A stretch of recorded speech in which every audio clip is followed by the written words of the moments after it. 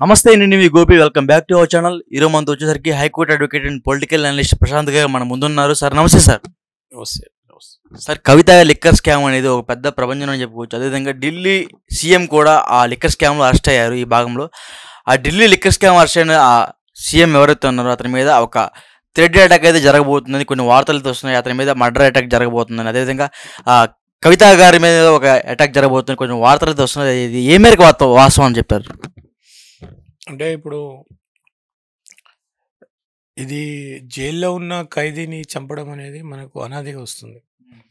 చాలామంది ఇప్పుడు కొంతమంది ఉరిదీసి చంపుతారు, కొంతమంది పైన మర్డర్ అటాక్స్ అవుతాయి. అట్లా మనకు చాలా ఇన్సిడెంట్స్ చూస్తాం మనం. ఇది ప్రత్యేకంగా చెప్పాలంటే మన స్వాతంత్రానికి పూర్వం మన స్వాతంత్ర సమరయోధుల్ని ఉరిదీసి చంపారు. తర్వాత రీసెంట్గా అట్లా కొంత జరుగుతుంటే కొంత కల్ప్రిట్స్ని అక్కడ సహనేరస్తులతో హత్యలు చేసి చంపారు. ఇలాంటివి జరుగుతున్నాయండి ఇప్పుడు. అయితే ఇప్పుడు కేజ్రీవాల్ గారి విషయానికి వస్తే ఆయన ఒక ప్రభంజనం. ఆయన ఆమ్ ఆద్మీ పార్టీ పెట్టి దేశ రాజధానిలోనే ఒక రూల్ ఎస్టాబ్లిష్ చేశాడు.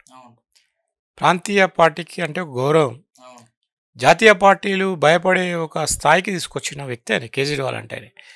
ఆయనకు ప్రత్యేకత ఏంటంటే ఆయన himself is a highly educated.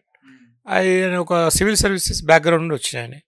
తర్వాత ఎస్ సార్, రాజకీయాలకు వచ్చాడు. అదే అంబేద్కర్ గారు చెప్పారు, ఎవరైతే విజ్ఞానం ఉండి చదువుకున్న వాళ్ళు రాజకీయాలు రాకుండా ఉంటే మూర్ఖులు రాజకీయాలకు వచ్చి వాళ్ళు పరిపాలిస్తారు, వాళ్ళు ధనం దోచుకుంటారు, వాళ్ళు వ్యవస్థను పాడు చేస్తారని చెప్పారు. సరే, ఇప్పుడు జరుగుతుంది ఏంటంటే ఎవరైనా సరే అధికారంలోకి వచ్చారు, అధికారంలోకి వచ్చిన తర్వాత అదొక ప్రొసీజర్ ఉంటుంది, ఒక కాన్స్టిట్యూషన్లో ఉంటుంది, విధి విధానాలు ఉంటాయి. ఆ విధి విధానాలని వాళ్ళు దాన్ని అనుసరిస్తూ వాళ్ళు పరిపాలన సాగించాలి. ఇక్కడ జరిగింది ఏంది, ఇప్పుడు మెయిన్ ఆరోపణ ఏంటంటే ఒక ఢిల్లీ ఆమ్ ఆద్మీ పార్టీలో ఢిల్లీ అక్కడ ఒక ప్రాంతీయ పార్టీ అధికారం చేపట్టింది.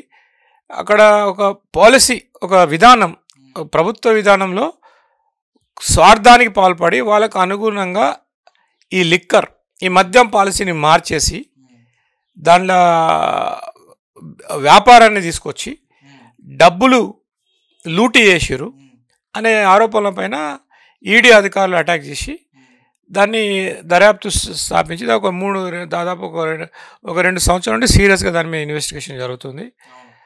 ఒక ఢిల్లీ ఉప ముఖ్యమంత్రి అరెస్ట్ చేయడం జరిగింది. దానికి సంబంధించి తెలంగాణ ప్రాంతం కూడా అరెస్ట్ చేయడం జరిగింది.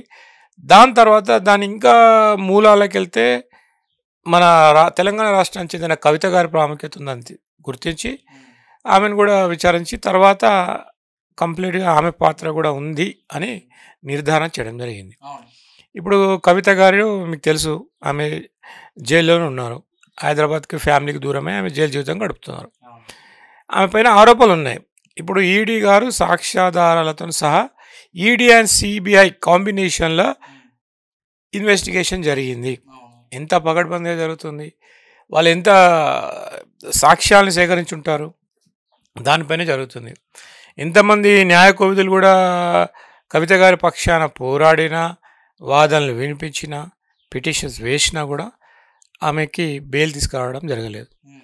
అయితే ఈ నేపథ్యంలో ఇక్కడ ఇద్దరే ఉన్నారు. అక్కడ మెయిన్ ఆ సీన్లో ఉన్న, ఇప్పుడు లిక్కర్ స్కామ్లో ఉన్న ఇద్దరు పాత్రధారులు ఎవరంటే కేజ్రీవాల్ గారు, తర్వాత మన తెలంగాణ నుండి కవిత గారు.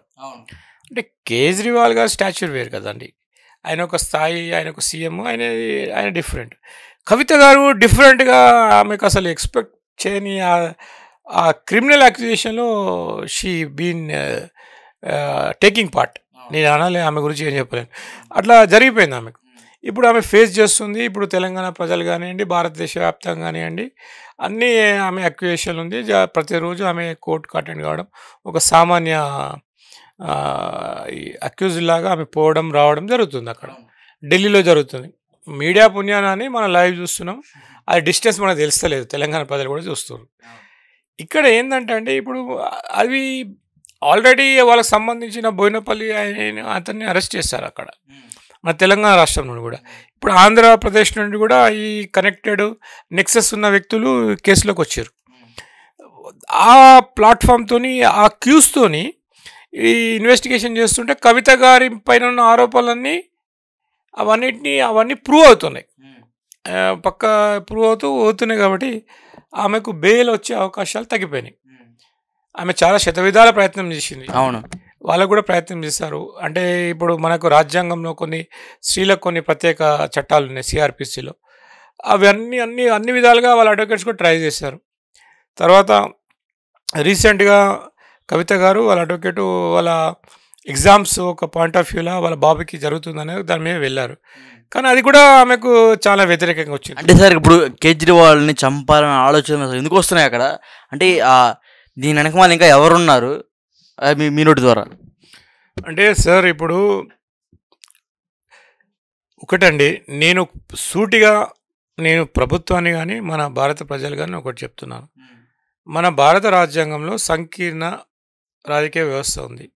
అంటే ఒక కేంద్ర ప్రభుత్వము తర్వాత రాష్ట్ర ప్రభుత్వాలు పరిపాలించాలన్నారు. భారతదేశం అంటే ఏంటండి? 29 రాష్ట్రాలు, 7 కేంద్రపాలిత ప్రాంతాలు, ఓకేనా అండి? ఇవన్నీ కలిస్తేనే భారతదేశం. అయితే దేనికి ఏ విధంగా పరిపాలన చేసుకోవాలి రాజ్యాంగంలో ఆర్టికల్ వైజ్ రాయడం జరిగింది. అయితే ఇప్పుడు మనకి ఈ ప్రాంతాల అవసరాలను బట్టి కొత్త రాష్ట్రాలు ఏర్పడవచ్చు అనేది కూడా ఆర్టికల్ 3 ప్రకారం జరిగింది. అట్లే తెలంగాణ రాష్ట్రం ఏర్పడేది. అయితే ఇప్పుడు ప్రతి ప్రాంతీయ పార్టీలు ఇప్పుడు అదొక different aspect of our Indian polity. ప్రాంతీయ పార్టీలకు అధికారం చేపట్టచ్చు, వాళ్ళ డిమాండ్స్ కూడా వాళ్ళకి రాజ్యాంగంలో వివరించబడ్డది. ఆ నేపథ్యంలో ఆ ఫ్లోలా కేజ్రీవాల్ గారు ఒక ట్విస్ట్ ఇచ్చారు. మొత్తం భారతదేశంలోనే ఢీకొన్నారు ఢిల్లీలో. ఆయన అధికారం చేపట్టారు. అక్కడి నుండి ఆయన మళ్ళీ పక్క రాష్ట్రానికి పంజాబ్కు ఆయన అధికారాన్ని స్థాపించుకున్నారు. ఇప్పుడు ఎవరైనా ఒక జాతీయ పార్టీ వాళ్ళు కూడా భయపడాల్సిన అవసరం ఉంది. అక్కడ భయపడుతున్నారు. ఇప్పుడు కేజ్రీవాల్ ఒక సిన్సియర్గా చేయగలుగుతారని ప్రజలు నాటుకుంది. ఇప్పుడు ఢిల్లీ ప్రజలు అంటే వాళ్ళు మామూలు కాదండి, వాళ్ళ ఓటర్స్. వాళ్ళకి చాలా అవగాహన ఉంటుంది. ఎందుకంటే ఇప్పుడు అన్ని రాష్ట్రాల నుండి ఢిల్లీకి వెళ్తారు. పార్లమెంట్ ఉంది కాబట్టి అక్కడ నుండి మెయిన్ ఆపరేట్ అవుతుంది అన్ని యాక్టివిటీస్. అక్కడ ఇప్పుడు అసెంబ్లీ స్థానాలు కానివ్వండి, పార్లమెంట్ స్థానాలు కానీ టికెట్ ఇవ్వాలంటే అధిష్టానాలు అక్కడే ఉంటాయి కాబట్టి ఢిల్లీ నుండి టికెట్స్ ఏర్పాటు చేయడం జరుగుతుంది మెయిన్గా ఇప్పుడు జాతీయ పార్టీలలో. అటువంటి ఇంపార్టెన్స్ ఉన్న ఢిల్లీ రాష్ట్రాన్ని జాతీయ పార్టీలను కాదని ఒక ప్రాంతీయ పార్టీ, ఒక ఐఏఎస్, ఒక సివిల్ సర్వీస్ ఐఆర్ఎస్ అధికారి రాష్ట్ర ప్రభుత్వాన్ని ఏర్పాటు చేసిండు. సరే, అదేవిధంగా కవిత గారి కేసుని ఏదైతే ఉందో అది వాదించడానికి వాళ్ళ లాయర్ దాదాపు ఒక కేసు కోసం దాదాపు 5 కోట్లు తీసుకుంటారని ఒక ఆరోపణలు వ్యాఖ్యలు అయితే వినిపిస్తున్నాయి. అది ఏ మేరకు వస్తూ ఉంటారు?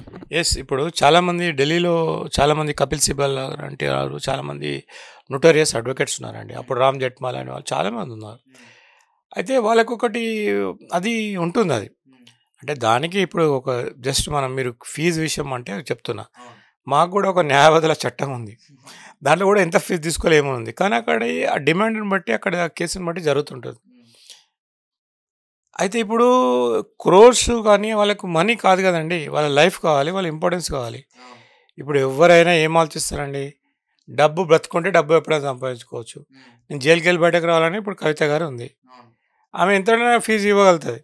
ఎందుకంటే షీఈ్ అ పొటెన్షియల్.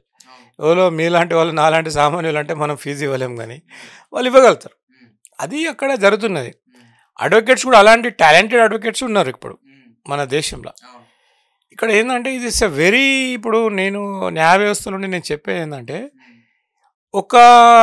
అక్కడ జరిగింది ఏంటంటే బార్ బెంచ్ ఉంటుందండి. బార్ బెంచ్ రిలేషన్లా, బార్ బెంచ్ ఆ ప్రాసెస్లా, యాక్టివిటీలా, if advocate is able to prove his case irrespective of the merits, అక్కడ is client will be saved.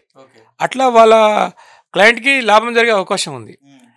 తర్వాత దానికి వన్స్ ఆమెకు రిలీఫ్ దొరికిన తర్వాత అది వేరే ఉంటుంది, అది లీగల్ ప్రొసీజర్ వేరే ఉంటుంది. అందుకే ఇప్పుడు అడ్వకేట్స్కి చాలా డిమాండ్ ఉంటుంది. ఇప్పుడు వాళ్ళకి ఏంటంటే ట్రెండ్ ఏంటంటే ఎవరైనా కూడా ఢిల్లీ అడ్వకేట్స్కే ప్రిఫర్ చేస్తారు, ఏమైనా వాళ్ళని ఎక్కడే చేస్తారు. సో ఫైనల్గా సార్ కవిత గారు బయటకు వస్తారు రారు ఒక మాటలో? అంటే మిత్రమా గోపి, కవిత గారు బయటకు వస్తారంటే కాలమే నిర్ణయించాలి. నేను ఏం చెప్పలేను. ఎందుకంటే అంటే మీరు లాయర్ కాబట్టి మీ లాయర్ మాటల్లో ఆమె కేసులు మొత్తం మీకు తెలుసు కాబట్టి సో ఆమెకి ఎన్ని సంవత్సరాలు ఒకవేళ శిక్ష పడితే ఎన్ని సంవత్సరాలు శిక్ష పడితే ఒకవేళ బయటికి రాగలిగితే ఎన్ని రోజులు బయటికి రాగలుగుతారు? అంటే బయటకు వచ్చే అవకాశాలు చాలా తక్కువ. ఇలా ఏం జరుగుతుందని చెప్పలేము. ఎందుకంటే మన న్యాయ వ్యవస్థల భారత చట్టాలలో చాలా ఏంటంటే ఒకటే ఉందండి, అవకాశం ఎక్కువ ఉంటుంది. ఎవరికి అక్యూజ్డ్ కూడా అవకాశాలు ఉన్నాయి. వాళ్ళు తప్పు చేయాలని నిరూపించుకోవడానికి అవకాశాలు ఉన్నాయి. అదే ఆ ప్రాసెస్లో కవిత గారికి కూడా న్యాయం జరగవచ్చు. అది ఎంతవరకు జరుగుతుంది, ఏం జరుగుతుంది అనేది చేసుకోవాలి. ఏంటంటే ఇది ఆర్థిక నేరం కాబట్టి అంత పెద్దగా ఆమెకు అవకాశాలు ఉన్నాయని నేను భావిస్తున్నాను.